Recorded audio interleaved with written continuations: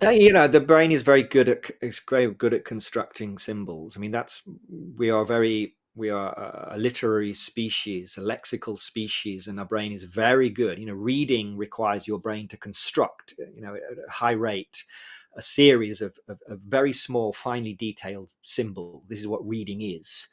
So your brain is very, very good at that, which is why lexical hallucinations of text, of code, of mathematical symbols, of musical notation, they occur in about, I think it's about 40% of cases of visual hallucinations in people with various neuropsychological, hallucinatory disorders. Lots of people seeing code and letters. It's one of the most common forms of hallucination, and seeing code under the influence of DMT is also common. That goes back decades. So how do we distinguish between that? How do we say that? How do we confirm this is not just a type of lexical hallucination, highly complex, fascinating form, but DMT does generate very complex and interesting imagery. How do we distinguish between that and the code of reality? That's not an easy Yeah, thing I to mean, it do, but that sounds like needs to be done. there's a show called Devs that was on for a while where they figured out the algorithm for prediction of everything of life. It kind of reminds me of that a little bit.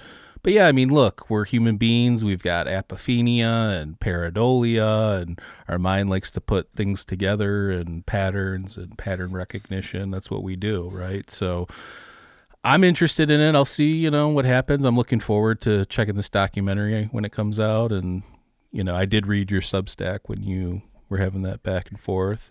And there's a lot of interesting stuff there. If nothing else, it's a cool thought experiment, right? Or just a way to look at this phenomenon. Yeah, I think so. Minimally, it's fascinating. That you can reliably, as I say, isolate this particular aspect of DMT.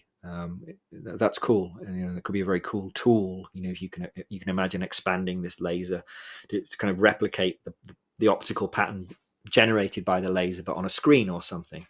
That would be cool. So someone could view the screen with this very specific pattern of light that would allow them to see code-like imagery, and explore the nature of that code. I can see lots of cool things coming from it, but I'm certainly not ready to go to the most far out conclusions just yet.